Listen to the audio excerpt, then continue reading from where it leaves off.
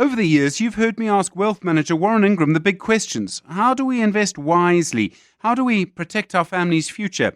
All those conversations, that entire library of financial expertise is now available as a podcast. Straightforward advice to help you build your wealth on demand. Just search for Warren Ingram's Personal Finance wherever you get your podcasts. And now, The Money Show with Stephen Grootes on 702. Let's walk the talk. The Money Show with Stephen Grootes is brought to you by ABSA Corporate and Investment Bank, proud sponsor of the African Blockchain Report 2024. Good evening. Welcome to the program. I'm Stephen Grootes. Plenty going on this Monday, and I think it's only going to get busier. We're expecting the sort of start of an earnings season in the United States, and that tends to move markets. But certainly other questions abound around tariffs, and that had a big impact, I think, on the JSE today. Just the sheer uncertainty. Consumer shares were down quite significantly. We had explanations as to why that is in the last week or so. And then, of course, big questions around the car industry. We'll hear from NAAMSA in just a moment. Also, the boat industry now very concerned about the impact of tariffs on them. At the same time, though, some people, some sectors seem to be doing quite nicely. Suddenly, Bitcoin seems to be soaring, hitting record highs there. We'll get an explanation as to why that is, but it does show you how tariffs go and how uncertainty moves in different ways. So that's one of the questions, of course, tonight on The Money Show. We are going to be talking as well, and I'm fascinated by this, about the question of whether when you are successful, if it is because of you or because of your family in the next hour or so. We'll be talking about that too. So yeah, lots to talk about today. You know the number, 011 883 0702 021 4460 567. Voice notes, of course, on 072 702 1702. We did get a WhatsApp message in Joburg this evening asking essentially about what's been happening with some of the game stores. They didn't open. Someone asking the question why this didn't happen. Certainly Clearwater Mall wasn't open today. You might know, might be a false alarm, probably is, but let me know if you do know, please. 702. Stephen is on The Money Show. 6 to 8 p.m. Well, a stark warning from the car industry body, the National Association of Automobile Manufacturers of South Africa. They say unless there's some kind of trade breakthrough with the US, some parts of the Eastern Cape could be rendered ghost towns. You know how important the car industry is to that province. Also warning that to develop new markets will take a lot of time. Dr. Paulina Mamogobo is the chief economist at NAAMSA. Paulina, good evening. I do appreciate the time. Thank you. Trump seems determined to keep a 25% auto industry tariff in place on all automobile imports into the US. There's the 30% tariff for us as a country. How bad do you think it's going to be for our industry if all of this takes place? Good evening, Stephen, and good evening to your listeners as well. Of course, Stephen, for us it's going to be quite significant, and mainly because if you look at the tariff effects at the moment, when we look at the automotive industry, we were hit by the 25% tariff, which was on a different dispensation together, meaning that even as there is this negotiation of the reciprocal tariffs, ours, because of a different dispensation out of national security, then those tariffs are likely to remain in effect. Now, in terms of how this would impact us, it's important to note that the U.S. has remained South Africa's key export destination. I mean, when we look at the period between 2008 and 2013, it was actually our number one export market in terms of vehicles. And similarly, when we looked at our export performance just last year, Stephen, is that while overall we declined in terms of our export competitiveness globally, the North America actually is what upheld our export performance. So you realize that we exported over 24.68 billion in just 2024. And that becomes significant export revenue. So if these tariffs impact us, then what that means is that this will actually impact the competitiveness of our vehicles in the U.S. market, meaning that our vehicles there'll be less demand for that. And of course, that ripples back into our domestic market because our production is quite directly linked in terms of our export competitiveness as well. So these tariffs for us, of course, will be quite detrimental because also important to note that while we export a variety of vehicles globally, in the U.S. market, it's been premium vehicles. And I think this is what has continued to channel to that market. So we continue to be optimistic, but of course, these tariffs, of course, will continue to shake our industry domestically. The BMW SA CEO Peter van Binsbergen has told us that BMW South Africa is not exporting anything to the US at the moment. Mercedes-Benz, we know, has suspended production at one plant. They haven't said that's to do with tariffs. They say that's just a cyclical thing. Where are you expecting the impact to come? Is it possible to know which brands, which factories directly will be affected? So I will give you the aggregate figures to paint a picture. So whilst last year I mentioned that our exports to the U.S. market have continued to grow, when we looked into this year's performance, quarter one performance overall, we declined by 75%. Then we looked at quarter two, we declined by 84%. Like I mentioned, is that these are premium vehicles that continue to go to those markets. Important to mention, like you said, when you cited the one of the CEOs, is that when we look at also the structure of our automotive industry globally, there are different plants that are actually located in different markets. But in terms of a lot of these premium vehicles that continue to go, South Africa has found us as a competitive manufacturing base. So in terms of where the impact will go, it's because the premium vehicles, of course, that we've continued to send to that market will continue to see a decline. But the interesting thing also to mention is when we compare the U.S. market and the South African market, what you would consider buying up into a premium market in the South African market, in the U.S. it's buying down. So although the vehicles, the volumes will trickle down, we're still likely to see a bit of volumes, but depending on where the manufacturing OEMs also have replica plants, we might see a lot of intensifying competition and also OEMs choosing to actually pivot and send their vehicles from those markets in particular. I mean, all of this in the backdrop of the Chinese brand Chery looking at producing cars here, and I don't think they're the only one. I mean, there are a lot of transitions in the car industry around the world at the moment, and clearly moving to sort of Chinese-made, produced cars is going to be one of them, and some of that might still happen here? Yes, so one of the things that we are trying to drive as well from an automotive base in South Africa is for us to be able to grow to at least be a tier 2 manufacturer in terms of vehicle production. What that means is that the base standard in terms of manufacturing output would be about 1 million units per year. South Africa, we produce around about 600,000 units. So as much as we are seeing the incoming or the influx of Asian vehicles into the market, we continue to build a value proposition to say, consider South Africa as a competitive market base, not just also to, because of the FTAs that we have with different markets, but to be able to manufacture from here and tap into the African market, for example, through the Continental Free Trade Area. Of course, we've got another trade agreement with the EU as well. So we continue to see that there is that keen interest as well, even amongst Chinese manufacturers, to look at South Africa as a competitive base, also from a location perspective to tap into those markets. So to answer your question, yes, we are likely to see a growth of that because we continue to strengthen that value proposition. Also looking at, we want to ensure that we grow our manufacturing base, our production base, so that we remain competitive as well in the global economy at large. Dr. Paulina Mamogobo, thank you very much indeed. Chief Economist at NAAMSA. Very dire warning. The Money Show on 702. Monday to Friday, 6 to 8 p.m. Well, the President launching the National Dialogue last week. Questions, I think, now about NEDLAC's role in our society.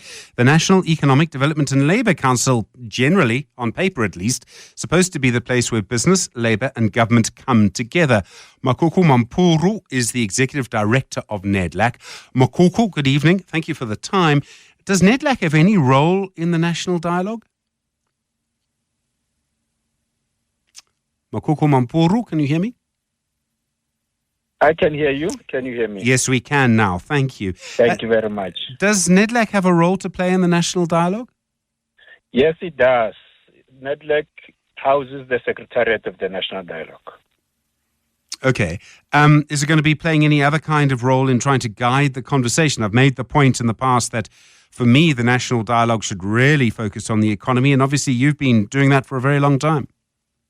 Yes, indeed. So, as you know, Stephen, NEDLAC, there's two big aspects to NEDLAC. The one aspect is the fact that it is a conglomeration of social partners, organized labor, organized business, civil society, or community organizations, as well as government.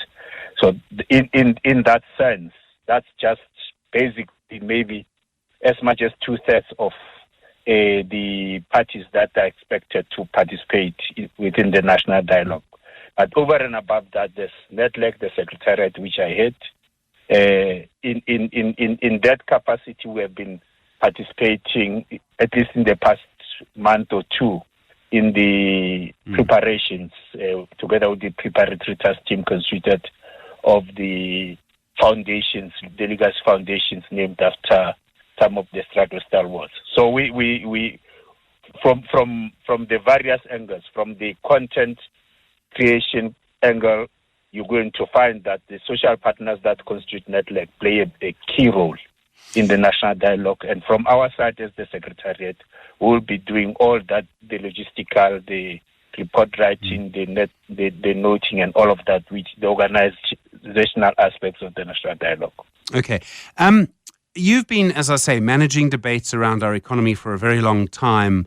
And from the outside, it's looked like that's been quite difficult for NEDLAC. I'm not blaming NEDLAC for that, by the way. I think the debates are very difficult. They just are.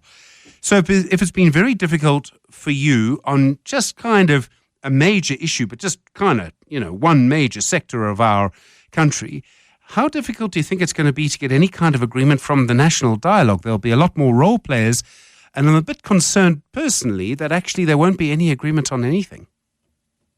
Happily, I don't really think that the national dialogue will be looking for people to agree. In fact, on the contrary, I would imagine that the national dialogue would have played its role very well if it manages to allow people to ventilate all aspects of their frustrations, their thinking, their proposals, and over a period of time and within those engagements. Then we can seek to synthesize those.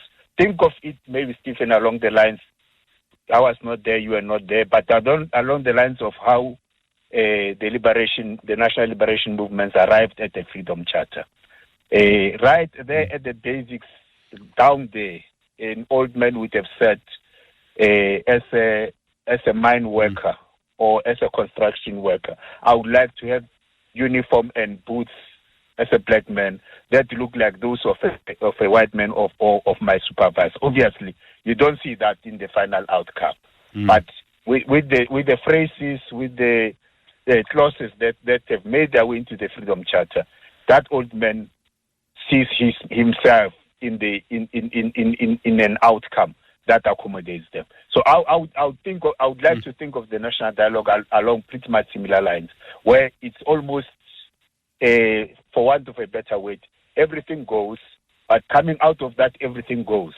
A social compact can be compacted. It's a very interesting way to look at it, I must say. I think a lot of people have been sort of very surprised that the budget for the national dialogue is 700 million rand. I understand the president has said it will be reduced. NEDLAC's budget, your budget, I think, is about 200 million rand a year, and you're going to be providing quite a lot of support for the national dialogue. Do you think it'll I realize we're a big country and it needs to go everywhere. I understand that. But 700 million rand does sound like a lot of money. Yeah, so it's the president, the presidency's national treasury, all our parent departments that can talk on that with authority. But yes, you're right. It is not 700 million, as far as I'm aware. The 700 million was a thumbsuck of sorts, almost like an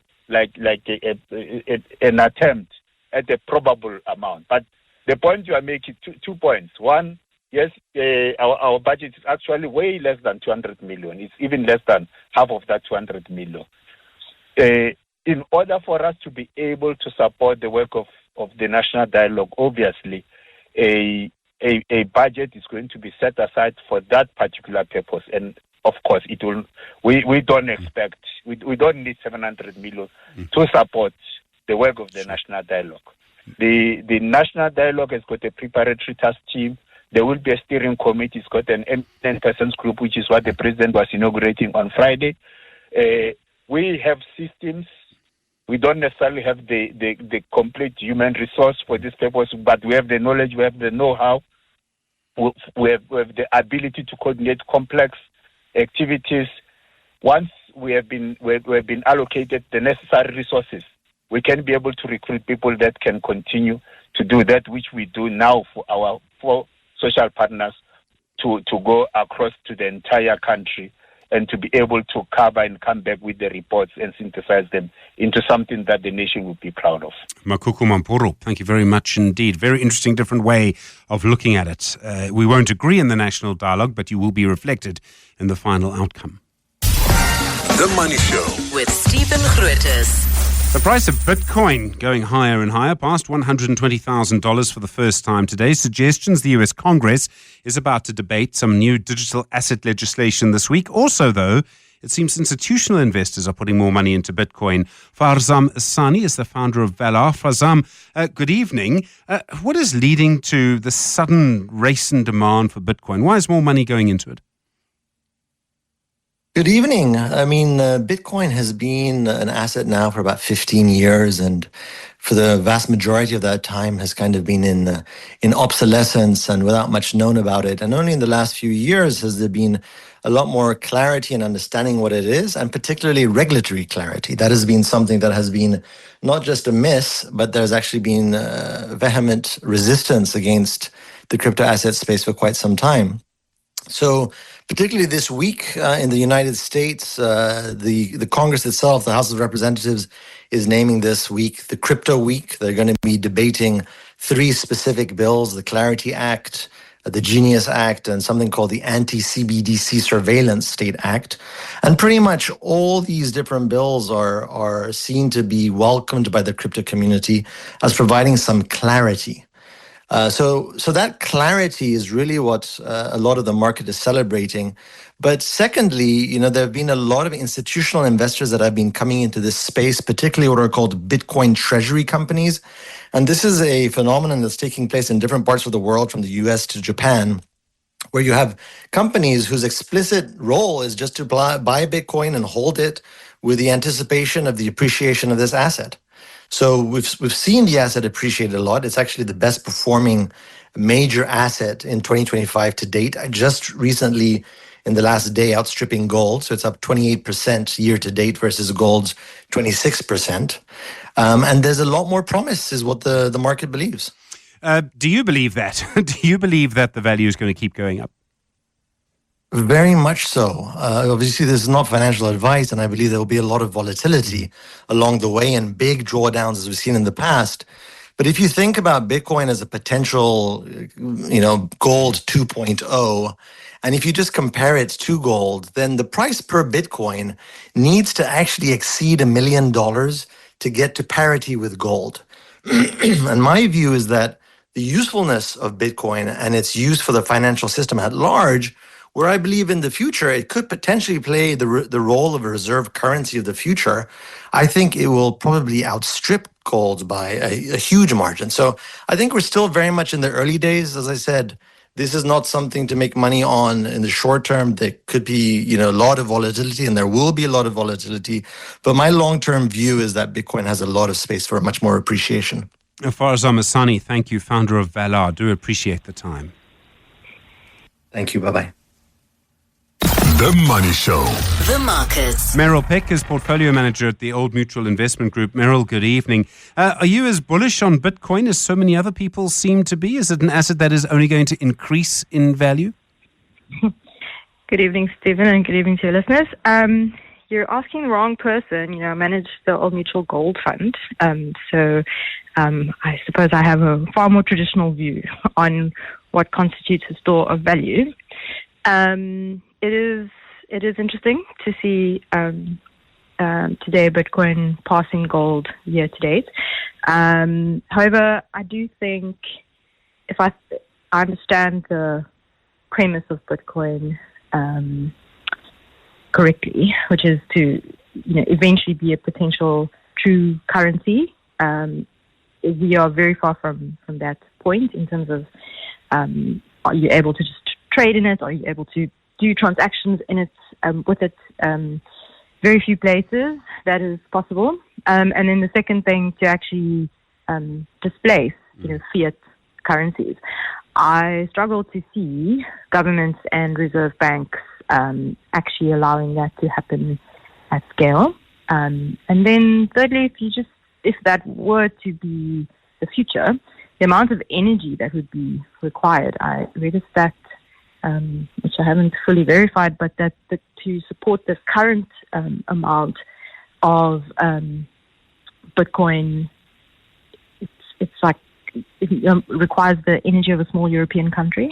So for it to really scale, it would have a big global energy impact.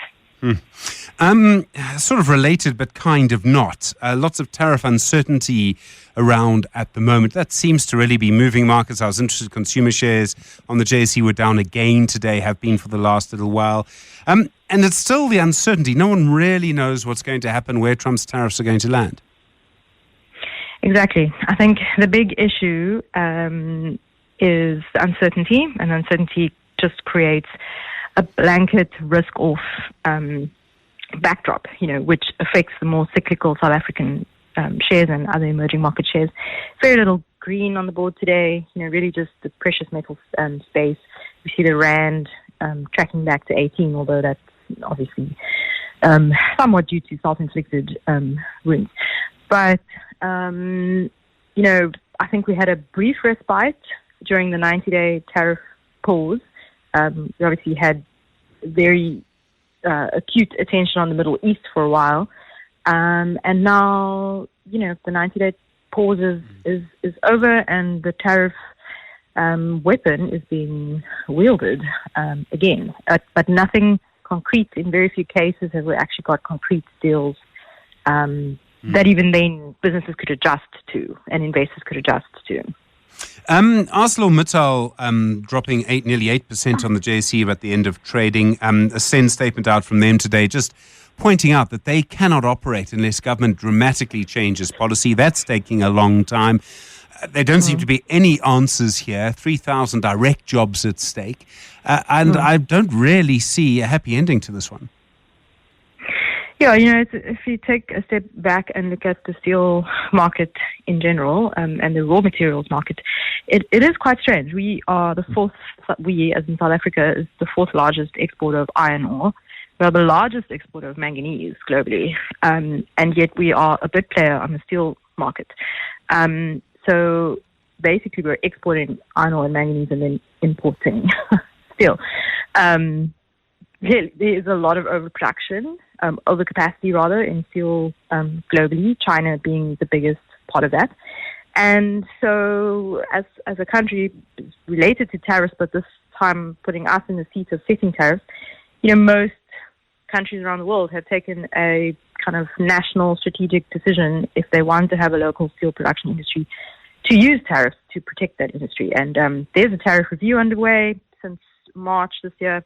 I suppose speed and decisiveness is the issue, and then obviously the escalating tariffs at Eskom and the inefficiencies at Transnet have only hurt us. We are not the only steel producer in the world. We are the biggest manganese producer, so we basically set the Transnet essentially sets the price for manganese because it has to be sourced from South Africa, but steel does not. So that industry is just dwindling. Meryl Peck, thank you so much, Portfolio Manager at the Old Mutual Investment Group. Travel isn't just about destinations. It's about the people you meet, the cultures you immerse yourself in, the stories you carry home. I'm Relebogile Mabocha, and on my travel feature, I take you on a journey beyond the guidebook. Each week, I connect with fellow travelers, insiders, and storytellers to bring you the heart of every place. Whether it's a hidden gem right here in South Africa or a dream destination abroad. Join me as we travel through conversations, memories, and inspiration. Listen wherever you get your podcasts.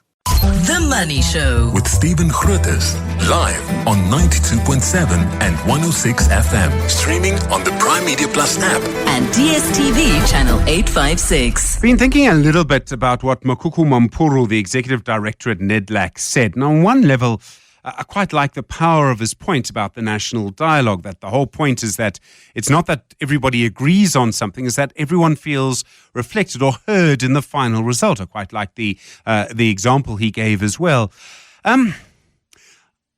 So I go down this road quite a little bit, but I do worry a little bit about sort of two things. The one is that the Freedom Charter, by the way, found a lot of itself in our constitution. South Africa belongs to all who live in it. Black and white comes from the Freedom Charter. So do many of the rights. If you look at the text of the Freedom Charter and you look at the constitution, you sort of feel like you're reading the same document. And in a way, it makes complete sense if you think about the history of it. But we do still argue, and for a long time during the sort of mine nationalization debate, there was a massive argument about the interpretation of the Freedom Charter. And you may remember Professor Ben Turok in what can only be described as a legendary letter to Business Day, starting off with saying, as the organizing secretary, that clause means this. He was, of course, the organizing secretary of the Freedom Charter, of the arrangements of the entire thing. He played a big role, not the only one who did, in Kliptown. The point I'm making is that it doesn't help to have a national dialogue if we end up fighting about the outcome afterwards. And I would add to that and say, while I really enjoyed Makuku Mampuru's point, our problems are largely economic. I made this point last week. Let's focus on one thing and fix that. And focus on the one thing that will solve other problems. And for me, that's youth unemployment, the economy generally, but youth unemployment. And for that, I feel we need trade-offs. And I don't know if you can achieve trade-offs in public, in the full glare of publicity. Economic trade-offs, economic negotiations like tariffs, they're like laws and sausages. You don't want to see how they're made. And I don't know if the national dialogue will be able to manage any trade-offs. 702. Stephen is on X. At Stephen Grootes. Don't forget 011-883-0702-0214460-567. When you think of the products we export to the US, you probably think of cars, fruit, wine. Turns out, though, that one of our big exports is also boats. And it makes sense if you think about it. There's a growing boat industry centered around the Western Cape. We should be able to build some of these really incredible craft for a cheaper price than some of our competitors. Vanessa Davidson is the executive head at the SA Boat Builders Exporters Export Council. Vanessa, good evening. Thanks for the time. We're expecting a 30% tariff from the US. Who knows what's actually going to happen? If we got that, what would it do to our boat exports to the US? Good evening, Stephen, and thank you for having me. A 30% tariff will be significantly impactful on the sector. Since I was last quoted in a News 24 article, we've subsequently had the 10% BRICS tariff announcement. We've also had the 30% import tariff on EU exports, and we know that the EU is our main competitor for boat building. So at the moment, the whole picture is very uncertain. And as you said earlier, what are the trade-offs, and do we want to know how these things are actually achieved? But it's a moving target every single day, and we don't know what we're going to wake up to the next day. I would presume in this kind of environment, your customers in the US, and it's the kind of thing where I suppose a few deals matter to the industry, will just decide to look elsewhere or to wait until next year. Exactly. And, I mean, one has to ask the question, where does that 30 or 40% tariff get absorbed? The manufacturers can absorb a certain amount, suppliers can absorb a certain amount. The customer is going to have to absorb a certain amount. And what's unique in the boat building industry is that we're a very interdependent, globally based industry. 40 to 60% of components that go into our South African-built catamarans actually come from the US. And so we have design offices, we have sales offices, we have after-sales service and warranties. So we can't look at ourselves distinctly as one side of the Atlantic and the other side of the Atlantic. We have this intrinsic connection that actually benefits both our economies at the same time. Are there any other big clients, any other countries that buy as many of our boats as the US or come close to it? Are there any export markets that we could maybe develop a little bit? And I keep making this point. There must be places, we're banging on doors looking for new trading partners. The doors should be open because everybody needs to trade with someone else nowadays. Absolutely. I mean, US is our primary trading partner, followed by the EU. The issue is that with boat building, you can't diversify as quickly as you can in other sectors. It's taken us 30 years to build our global catamaran reputation. And for us to pivot, say, to China or India, Australasia, it's going to take time. And I don't know that time is on our side at this point. How many people would be affected by this? I mean, how big is the industry nowadays? How many people are directly employed by it and could lose their jobs? I mean, the whole global economy could be affected to the point where demand for your product actually gets a lot smaller anyway, which is, a terrible thing to contemplate. Yeah, absolutely. And at the moment, we're on approximately 5,000 direct jobs in boat building. The manufacturing multiplier is 12. I don't believe that the boat building multiplier is quite as high as that. But it's still, when one looks at the multiplier of indirect jobs, it's significant for the sector. At the moment, we're 4.9 billion GDP contribution as a sector. And our catamaran reputation is very niche and very specialized. So in the executive order, we look at the exclusions that were listed by President Trump, and we ask the question, how could we be excluded as well? I know auto, citrus, nuts, everybody else is also looking at this in the same light. But our Over the years, you've heard me ask wealth manager Warren Ingram the big questions. How do we invest wisely? How do we protect our family's future? All those conversations, that entire library of financial expertise is now available as a podcast. Straightforward advice to help you build your wealth on demand. Just search for Warren Ingram's Personal Finance wherever you get your podcasts. Dependencies with the US, I think, are really one of our primary arguments in this uncertainty at the moment. Vanessa Davidson, thank you. Executive Head at the SA Boat Builders Exporters Export Council. The Money Show with Stephen Grootes is brought to you by ABSA Corporate and Investment Bank, proud sponsor of the African Blockchain Report 2024. 8 minutes now to 7 the time. An astonishing report in Fin24 today around the Public Investment Corporation and a suggestion that their head of unlisted investments, the acting head of unlisted investments, Tabiso Moshakara, is now being accused by someone who actually stood to gain from a PIC deal of asking for a bribe. This person suggests that they had received money from the PIC had invested in their companies, that Moshakara then asked him for a bribe, arrived at his home, one of those interesting quotes in the story, with unknown males. And essentially now the question is, of course, of whether this is true or not.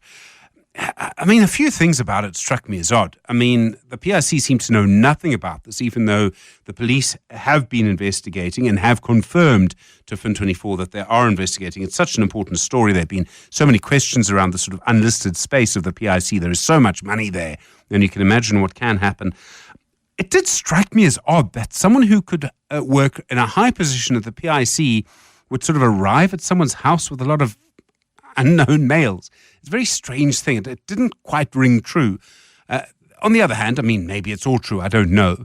And I do think it's going to be a little bit of a tough spot for the PIC and obviously for Moshakara, who I presume will have some explaining to do one way or another, at the very least be asked questions.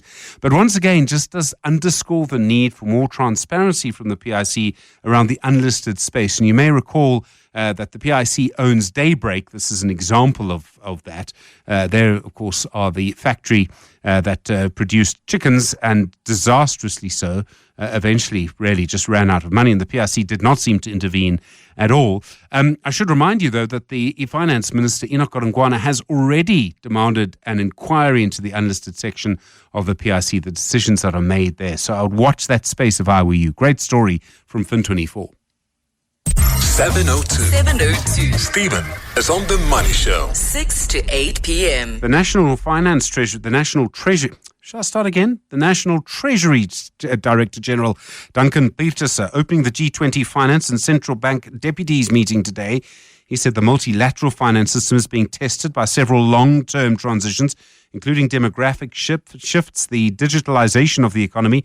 The meeting starting in Durban, the G20 finance ministers and central bank governors are due to meet later in the week. Our B20 Sherpa is Kaz Kuvadia. Kaz, good evening. Thanks for the time. We can see the international financial system is under pressure. Do you think this meeting can help to chart a way to improve the system, to make it sort of more resilient? Yeah, I think that's the whole idea. I mean, I'm obviously leading the B20. We talk to our G20 colleagues whenever we need to talk about issues, but I'm not that involved there. But from what I know, I mean, the whole idea is to make the international financial system more resilient, and also to ensure that some of the multilateral financial institutions are appropriately restructured to actually understand and represent emerging nations where significant parts of the economy are being represented now, and emerging nations that have significant population, natural resources, and a lot of other stuff that the globe needs, actually, and not just those nations. So I think it is to make it more resilient, it is to make it more representative, and it is to actually get the multilateral agencies to understand the environment in continents like Africa and so on, and understand how, a country like Somalia, for instance, the resilience it shows in the area and in the problem it has got to say something positive about that country, and the evidence does not seem to demand a higher risk rating for countries in Africa and so on. And so I think this G20 is to actually talk about all of that. It's to talk about equality. It's to talk about representativity, and it's to ensure that we channel finance in an appropriate way to those countries that actually have a lot to offer and where the opportunities are. So I completely agree with everything you say, and what we should have in our theme is solidarity, equality, and sustainability. And if this were, if we were sort of just debating the issue, we'd probably get broad agreement because it is correct. In the end, though, money talks and power talks, and it seems specifically at the moment. Do we and the rest of the developing world actually have the power, the levers to actually get this kind of result from the G20 meetings this year? Well, I think we should have, and I think there's a lot of work that we need to do. So I think that we need to project ourselves. So let's just concentrate on Africa. I mean, we need to project ourselves as a continent that has significant opportunities and significant resources to offer the world. So we're not going out with any sort of begging bowl. What we are saying is that we have significant deposits of minerals that the digitalized world needs today, that AI needs today. We have the potential to grow food and in agriculture that will actually address the food scarcity problem in the world. We have a young population, if properly skilled, can actually make significant contributions, not just to the continent, but to the world. And that's our offering. And to make that offering, I think we also need to ensure that there are some things. I mean, African countries obviously need to compete as countries, as they must do, but there are some things that I think through organizations like the AU, we should be working together to standardize and see if we can standardize some of the regulations, if we can standardize some of the rules that we use, if we can standardize the way we're actually talking about the continent and how we're promoting it. And so I think that what the G20, the first G20 on African soil does, and the B20 does, it gives us the opportunity to actually do that.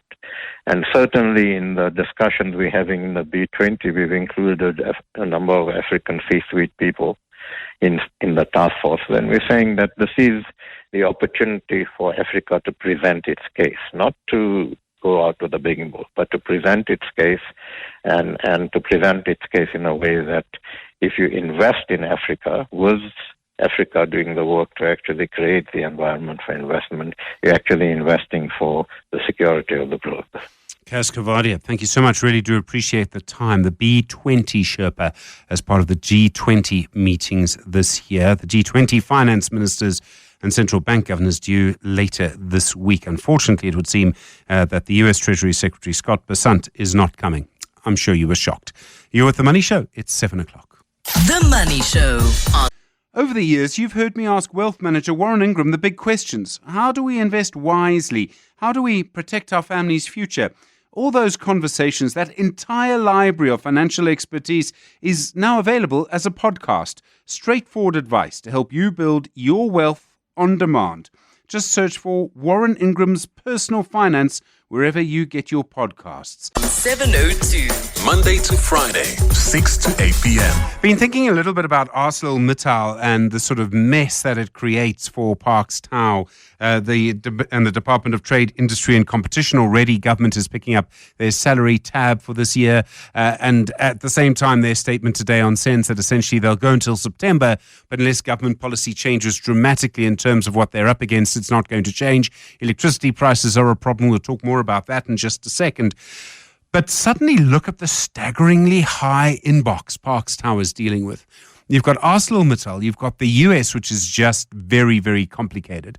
And the thing about trade is, and I've made this point so many times before, like quantum physics, lots of things happen in lots of places all at once.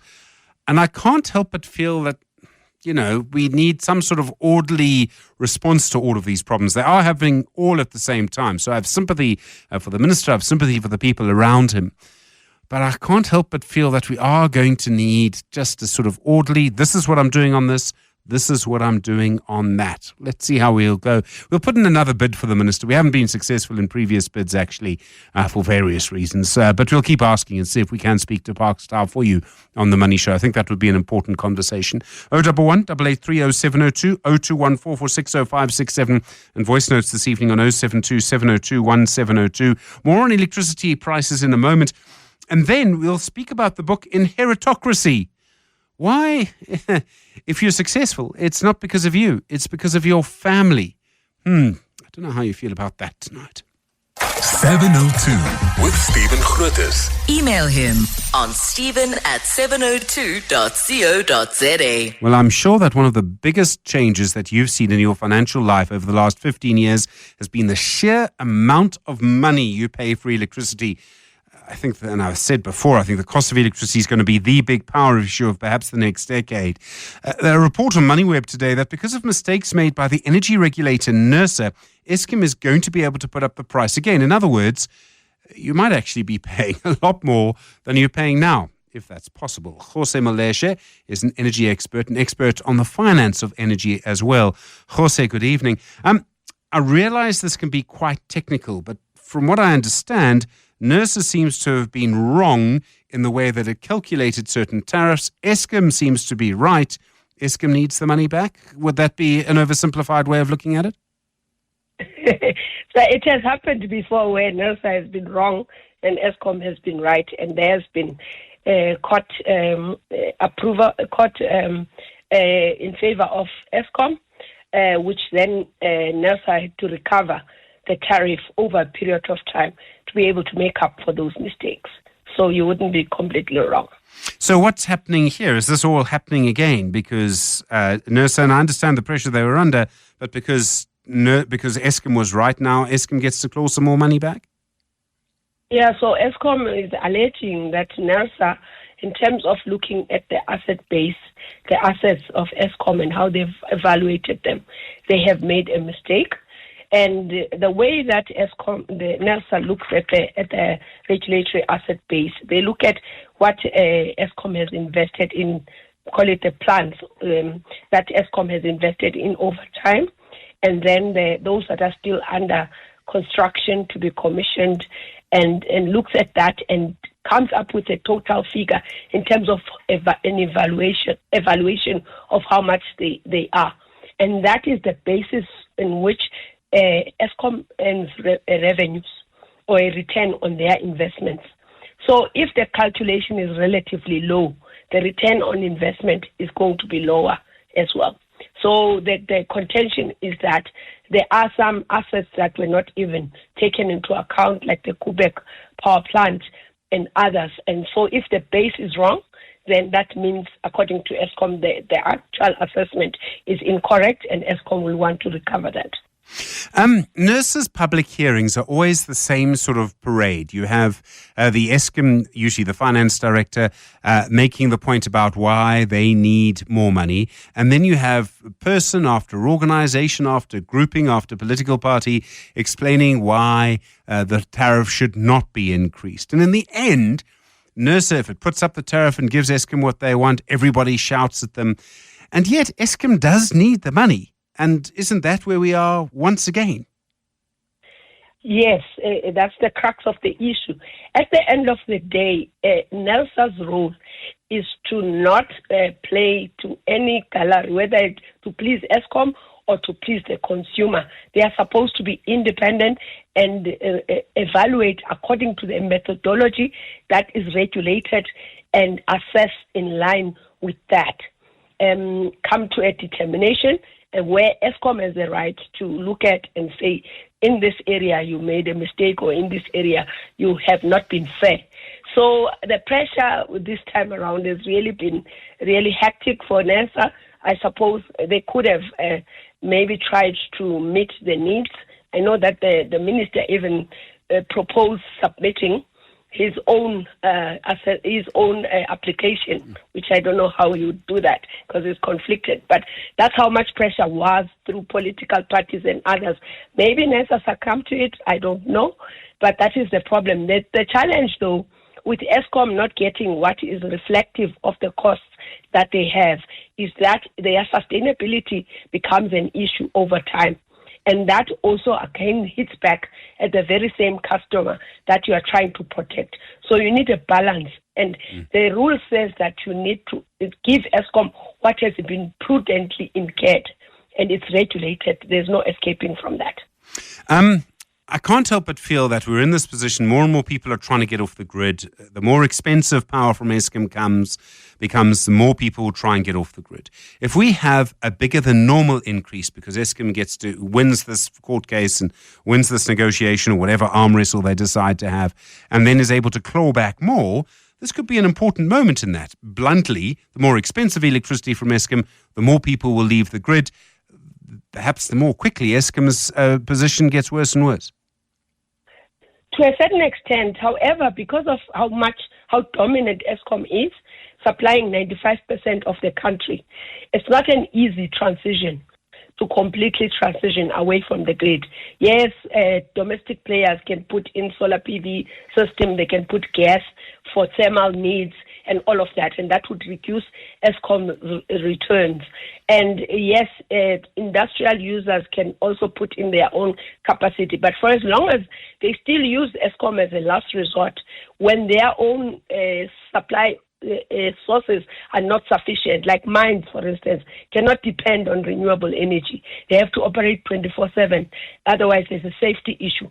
So they have to still rely on Eskom. But yes, to the extent that other users can come to the fore in the independent power producers and bring in reliable supply of electricity, that will have an impact on sustainability of Eskom, definitely. Does NERSA need to change its approach? I mean, I sometimes wonder if they come under political pressure in some way not to give Eskom what it wants. Yeah, they were supposed to have changed the multi-year price determination methodology a while back, but they didn't get to that, so we're still using that methodology, but there will be a need to change as the sector transitions in terms of the structure from a more dominant, Eskom dominant, to a more competitive market. They have to change the rules of the market. They are working on that. So over time that will happen, but it will take some time for that transition to be effective. Jose Maloshe, thanks very much indeed. Good to talk to you again, the energy expert on the line. Of course, fascinating. I keep making the same point that, you know, the price of power is going to be the new issue. It's going to be the new kind of load shedding. It's going to be what we talk about all the time. And I know in Joburg, for example, when you're on prepaid electricity, it used to be you would pay 200 Rand a month, 270 Rand a month, it's 200 Rand a month actually, if you're on prepaid to pay to maintain the network. It's a sort of network charge. Now, it seems, from what I understand, the city is trying to claw back money from the period from between it took a decision to implement this charge, but didn't actually do it. You can imagine some of the outrage there. The Money Show. Business Books. You may remember a few weeks ago we spoke to Gerrie Fourie, the outgoing CEO at Capitec Bank, and he told us a story about his grandfather. That his name Gerrie is really short for Gerhardus, and his middle name is Matsela. That his grandfather's name was Gerhardus Matsela. And I was thinking about that because Gerrie did tell us the story about his family's business in the Netherlands before his grandfather came here, met, presume, his grandmother, and things went from there. It made me think a little bit about which family you come from can set you on a particular path. And while we like to believe that we ourselves are singly responsible for any success we might have, if you have children, I think you know that just can't be true from the sheer amount of money, resources, energy and time, along with all sorts of other things that you put into them. Well, there's a new book out. It's called Inheritocracy. It's time to talk about the bank of mum and dad. Bronwyn Williams is the trend translator and future finance specialist at Flux Trends. Bronwyn, good evening. As a dad, I sometimes feel a little bit like a bank. Yes, exactly. So this is quite an interesting book, and it's a book I actually had to track down because I started seeing clips of its author all over Instagram. She was just like popping up on my feed. I think it's because of the sorts of things that I'm interested in. She's not an economist. She's more of a sociologist, and she's a doctor she's got a doctorate, and she's based in the UK. And her clips are always talking about this whole thing. And the title of her book is called Inheritocracy, but this whole thing of how who your parents are matters more than how hard you work. And that's where the title of the book comes from, right? So I did say it's hard to track down in that I had to purchase a hard copy and get it on Amazon. I couldn't find the Kindle version. So for those of your listeners who are interested in getting this, you'll be good to know that the paperback version, which means that finally the sort of Kindle version will be available in South Africa towards the end of the month. So it's about time to talk about it. But it's such a topical conversation because that is something we've been picking up a lot in our work at Flux Trends too, and the work I do and the consulting that we do. People are feeling like the world is this sort of zero-sum game where either you're a winner or a loser, and for you to win, someone else has got to lose. And a lot of that is to do with the fact that meritocracy isn't living up to its promise to young people. This idea that if you work hard translates into being able to have a good life is a conversation you and I have had on this show too. And it's an idea that seems to be breaking down. We can see this in how now in the US, I think as of last week, we have more graduates or unemployed than non-graduates, for example. We've still got graduates here in South Africa who are stuck on social grants because they can't find a place in society. The whole idea that if you work hard, you're going to get ahead isn't playing out for young people today. And what the author of this book has done is she has gone out, she's interviewed people who are succeeding, perhaps not doing quite so well in the world, in the UK, of course, but these conversations are very similar to the ones that we have too, perhaps even more exacerbated given our very unequal past. And she's found out, of course, that people that have been helped out by their parents, not even the super rich, the Nepo babies, like the celebrities that we see, the current generation of celebrities that are all children of previous generation of celebrities, but even just the middle classes, people who are able to afford a down payment on a house, people that will be able to, go on holidays, people that are able to save a bit of money at the end of the month, all seem to have, according to her research, some sort of access to, as she terms it, the bank of mum and dad. This idea that who your parents are, and increasingly, who the parents of the person that you marry or hook up with are really do matter when it comes to your ability to get ahead. And that, of course, really undermines the whole idea of our Western capitalist, you've got to work to make it idea of society. Doesn't it depend on which country you're in? So in Britain, I recall, it's, I think, 3/4 of all judges went to Oxford or Cambridge, right? I mean, even with our problems, and we have many, we don't have anything like that. 75% of them going to just 2 universities. I mean, that's insane. In the United States, with their inequality, if you don't go to an Ivy League college, there's a famous quote by Joe Biden that the Ivy League, the river of power flows through the Ivy League, I think is the quote. But the point is obvious. So that might be the case in those societies, and I completely agree with that. But there are other societies, and I'm thinking of, say, Sweden, Denmark, that try very hard to level up. So doesn't it depend to an extent on where you live? It absolutely depends to an extent on where you live, but it's being exacerbated worldwide at the moment due to the fact that, not to put too fine a point on it, the baby boomer generation is finally dying off, and all that money that they've long been accused of hoarding and holding on to, along with all their power, is finally being distributed, but it's not being distributed to the general society. It's being distributed to their children. And here, I think if you are South African listening to this conversation, although it's not a topic of this book, it is a topic that I'm very, very interested in. We are seeing a massive divergence in equality, and not for meritocratic reasons, but quite the opposite reasons, geographically speaking too. And this is because those wealthy baby boomers, the wealthy 60 and 70-year-olds who are retiring now or dying off, I mean, to put it quite bluntly, and passing their money on to their children, are passing it on to a generation that is smaller than their own. In other words, wealth is becoming more concentrated in populations where there is population degrowth, and that is in most of the rich world. Whereas we have exactly the opposite phenomena here in places like South Africa and much of the developing world, where there's still a youth bulge, where you've got less wealth being distributed across more people in the rich world, even in places like Sweden and Denmark. Even if it is quite a meritocratic society, you still have that phenomena of a degrowing population where wealth is becoming concentrated generation after generation rather than being distributed generation after generation.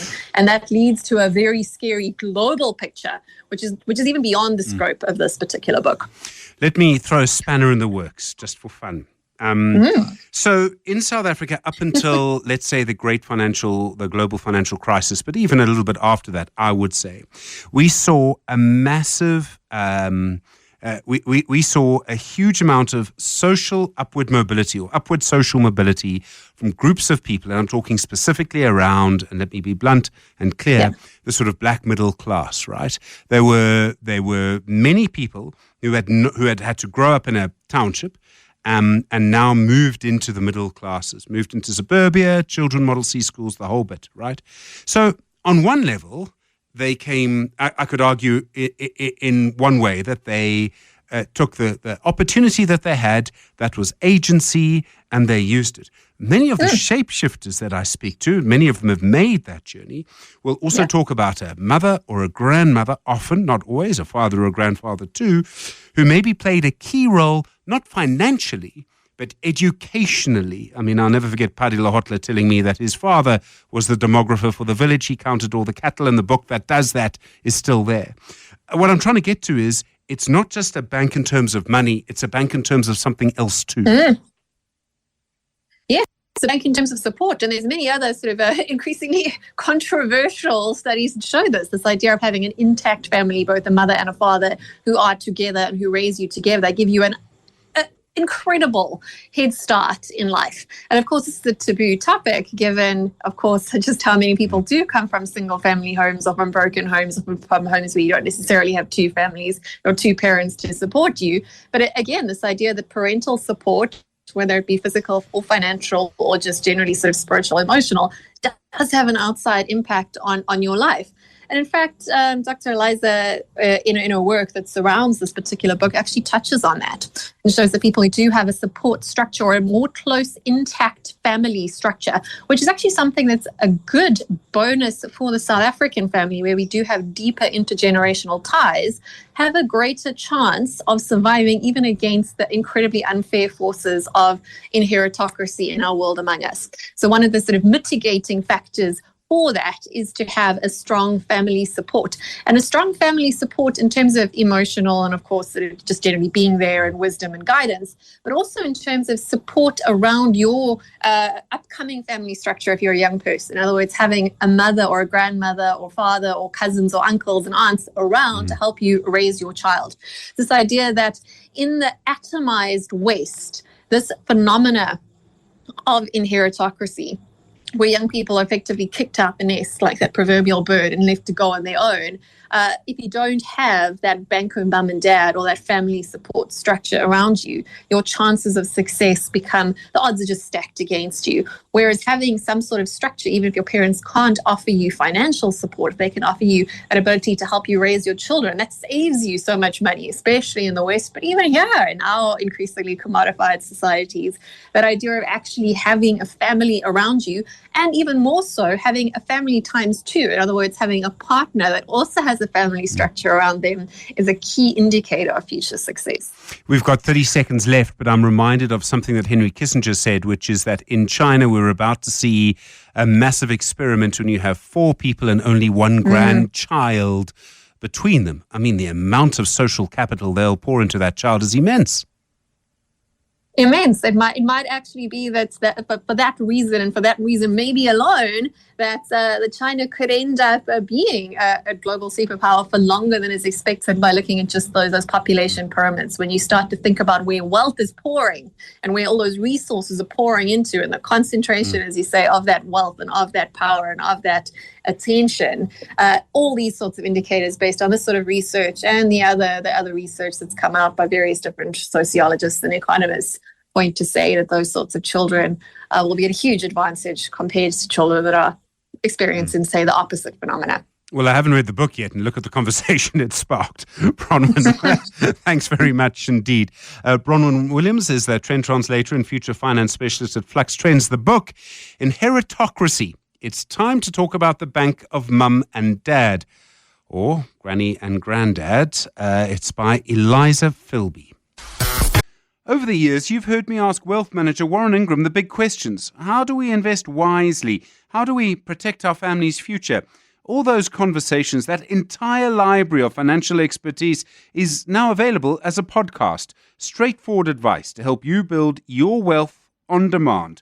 Just search for Warren Ingram's Personal Finance wherever you get your podcasts. The Money Show. How I make my money. Well, we've been talking a little bit about families and businesses and inheritance over the Money Show. And this conversation may actually play into that a little bit. Mike Ratcliffe is the co-founder and owner of Villa Fonte and founder and chair of Wine Business Advisors. And from what I can see, comes from a family with a long track record in the wine industry. Mike, good evening, and thanks so much for agreeing to spend half an hour with us on the Money Show. Good evening, Stephen. Great to chat to you. Am I right? Wine runs in your family a little bit? I think more than a little bit, Stephen. My mother was one of the pioneers of the South African winery, one of the very first women to make wine in South Africa. And, I think it all started in 1964. So, yes, it runs thick in my blood. Were you one of those kids who had to jump into a massive barrel and use your feet to squash grapes, or was it not quite like that? At the risk of any implication of child labor, I would have to defer that question, but there may or may not be 1 or 2 photos of myself at 5 or 6 years old stomping grapes. And I must say, back in those days, certainly wasn't work. It was a lot of fun. I can imagine. Was there something then that you loved about it? I mean, I do think wine, like some other things, like some people in farming, for example, there's a certain love for it, a certain something that you don't always get in every other profession. I mean, I don't know if accountancy could ever run in my blood, for example. Well, I think absolutely. Certainly there's an element of spirituality, a connection with the earth, a connection with the seasonality, the fact that every year you have to do the same thing again and you only get a few opportunities to improve. So absolutely. And seeing how you can plant something, and sometimes specifically in the wine industry, planting a vine takes 3 or 4 years before you get the grapes, and then a couple more years before you can release the wine, and then a few more years before you start maturing it. So it's a long cycle, and it takes a certain type of commitment that probably in many other investment circles, it might be too long unless you have that passion.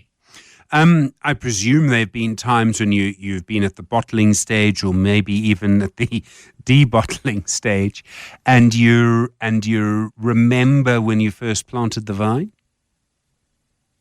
Absolutely. Make no mistake about it. And we remember those times. I think people in the wine industry have a probably heightened ability to remember these small nuances from year to year, being able to describe the impact of a particular day of heat or a particular rainfall in a particular vintage and how it impacts the wine. So yes, we are quite sensitive to these things because we have to be. And once again, it's the kind of thing, it's the kind of detail that you have to have a certain amount of passion mixed in with your entrepreneurial or business acumen. Otherwise, it just doesn't work. I wanted to talk a little bit about the business of wine because I know it's not the easiest thing. You have to get quite a lot of things right. It takes there's a bit of a lead time to it. Is it, I have a sense of it being a little bit precarious in some ways. And yet if you drive through the sort of more established Stellenbosch wineries, some of them have been there for ages. I think there's a resilience. There are good times and there are bad times, which is a particular agricultural phenomenon. And I've actually just returned a few days ago from a conference on just this topic on fine wine in Burgundy in France. And it was amazing how common the subjects are, how common the factors are across the entire world. We think we get caught up in this little South African bubble, but actually the positives and the negatives are very similar all around the world. But I do think that there are a couple of factors which are common denominators of success amongst the greatest wineries in the world. A focus is one of them. The great wines in the world often are just that. They're great wines rather than great wine ranges. So there are one or two things that you can do to be more successful other than just hard work, sweat, and early mornings. What are those extra things? What's the extra sort of 5-10% that gives you the edge? And you have to have the right soil, the right, what's the phrase, terroir. For one of them, you have to have all sorts of things to get it just 100% right. What do you have to do to get it 110% right? Well, I think firstly, Stephen, we're going to have to work on your pronunciation. It's terroir. Very, very peculiar French term. And so I think I learned very early on in my career, in the very, very early days of my Villafonte joint venture, I partnered with two very high-level, highly knowledgeable Americans. And they taught me something, which is that there's no silver bullet in the pursuit of greatness in wine.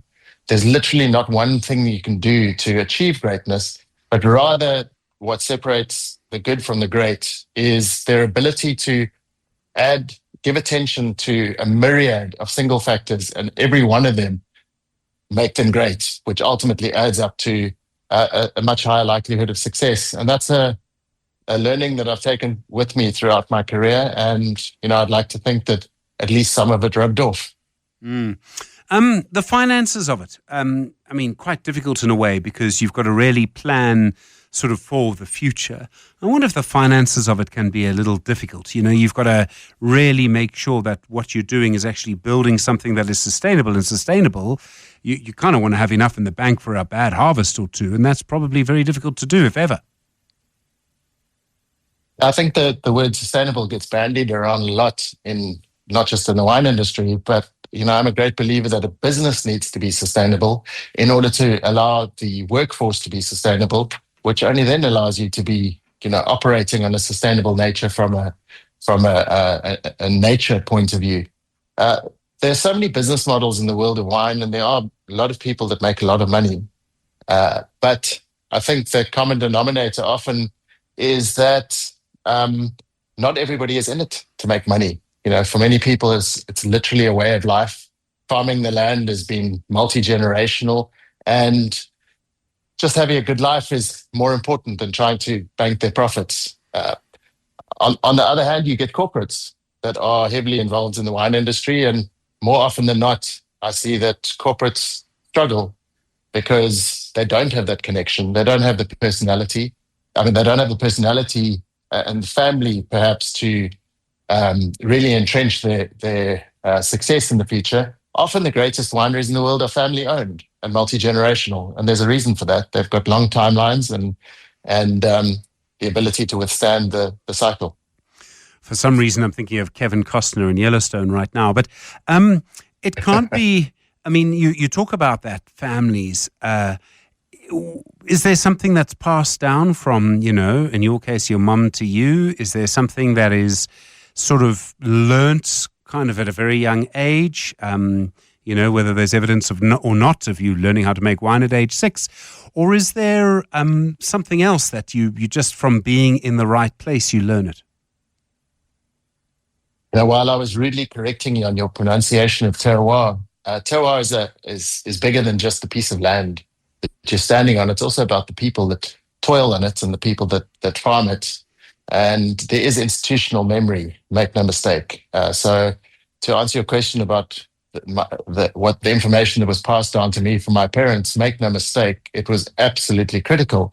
And the ability to learn from a piece of land, learn what that land is going to give you, the flavors, the intensity, the quality that's going to come from a particular patch.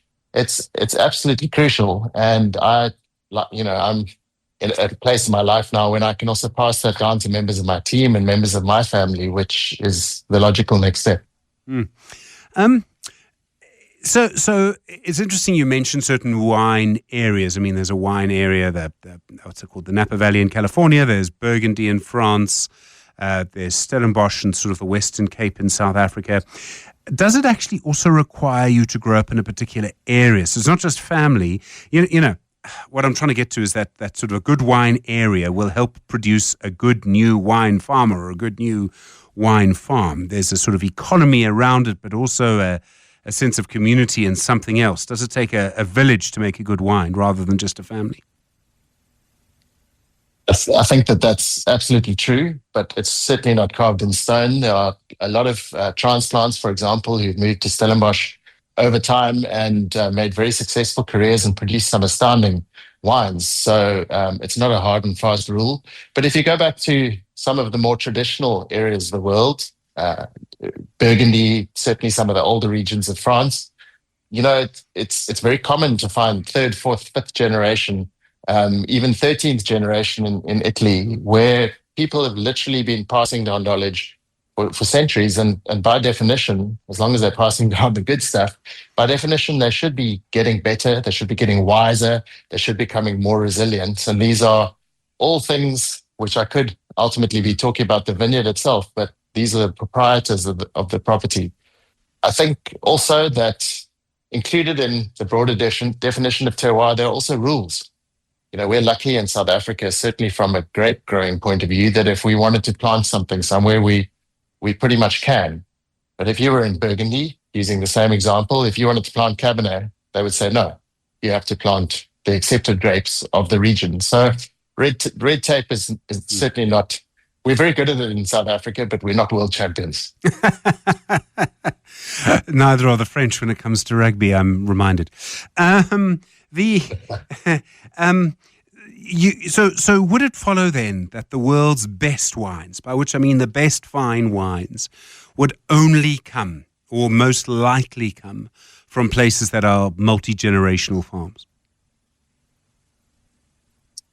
I would say no, but there is a large proportion of that. Building a reputation and building a truly great reputation is often multi-generational, and it just takes time. You know, you have to define your product by consistency. People that are spending a lot of money on fine wine are very loyal up to the point that it doesn't taste good anymore, and then they become unloyal very quickly.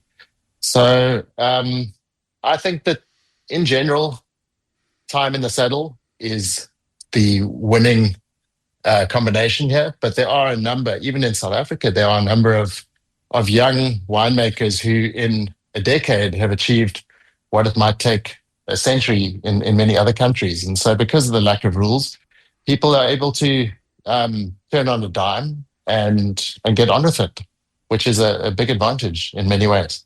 We're speaking to Mike Ratcliffe, the co-founder and owner of Villa Fontaine, founder and chair of Wine Business Advisors. He's telling you how he's made his money, his career, on The Money Show this evening. Back in a moment, it's 10 minutes to 8. The Money Show. Over the years, you've heard me ask wealth manager Warren Ingram the big questions. How do we invest wisely? How do we protect our family's future? All those conversations, that entire library of financial expertise is now available as a podcast. Straightforward advice to help you build your wealth on demand. Just search for Warren Ingram's Personal Finance wherever you get your podcasts. How I Make My Money. Well, continuing How I Make My Money, Mike Ratcliffe is the co-founder and owner of Villa Fontaine, founder and chair of Wine Business Advisors. Mike, I'm not a wine drinker, I'm ashamed to say. My wife is the wine drinker in my family.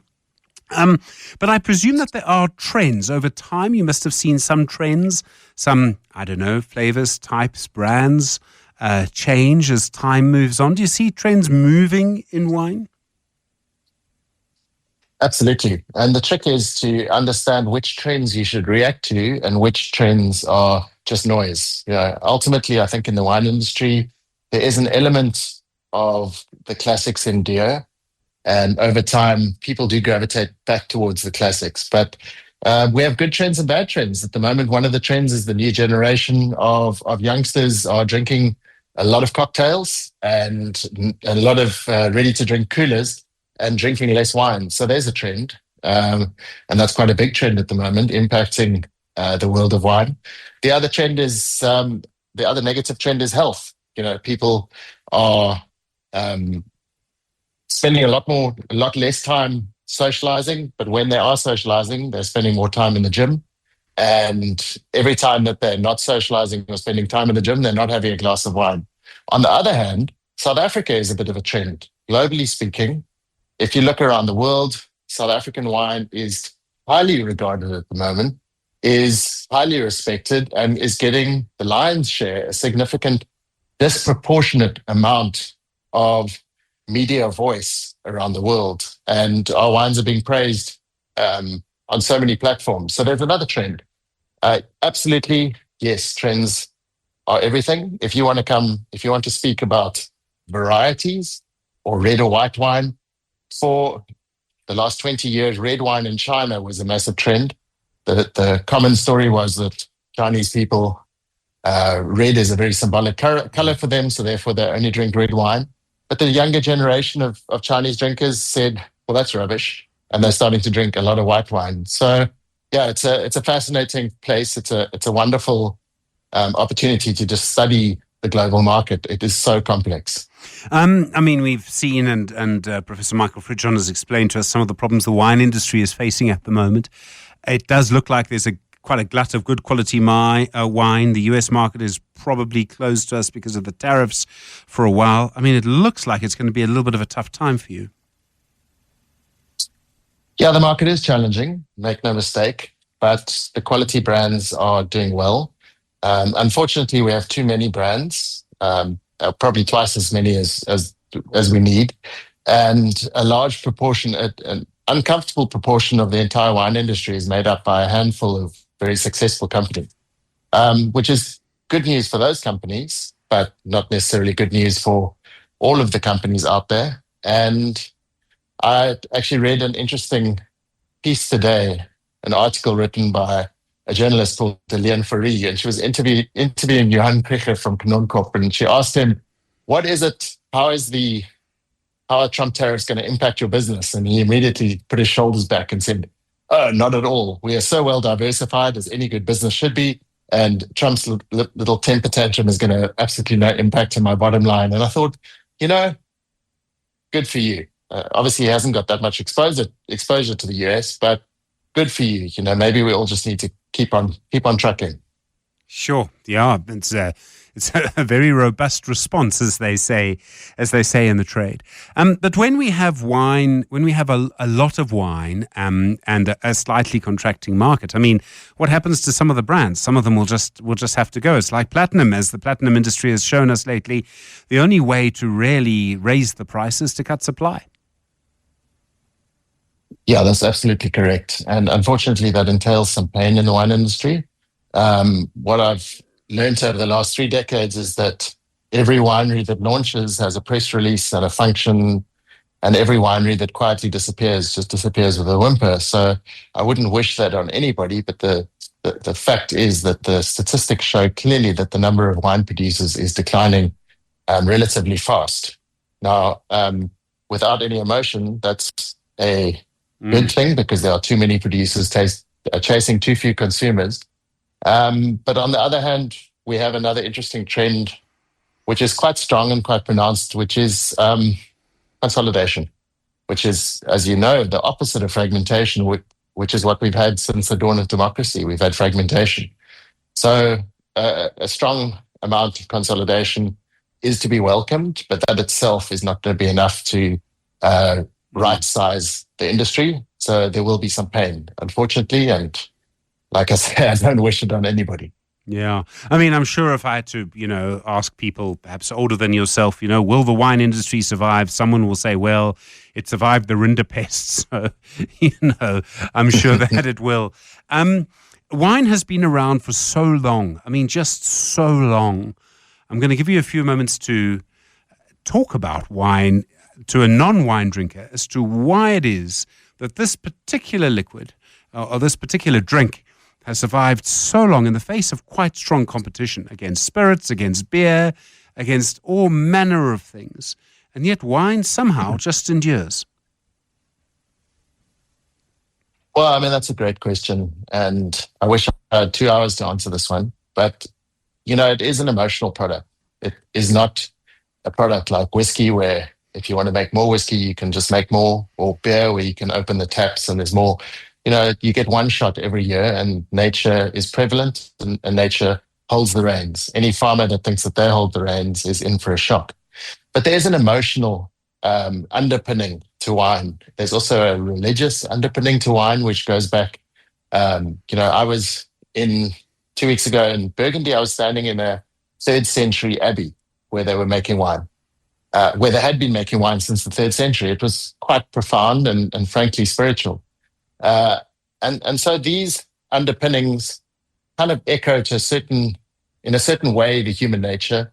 They provide support, they provide clarity, and also gives an opportunity for a lot of people who take their wine very seriously to really pay a lot of attention. There are so many wine collectors, even in South Africa, who have their wine cellars very carefully documented. When they open a bottle, they treat it as a major occasion. They'll spend a week planning for the occasion of opening their bottle. What are they going to eat? Who's going to be with them? What is the music going to be? And what's the glassware going to be?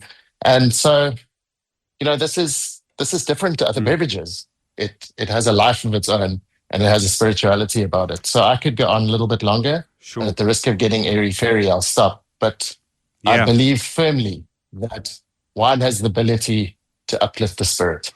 Mike Ratcliffe, thanks so much. Co-founder and owner of Villa Fonte.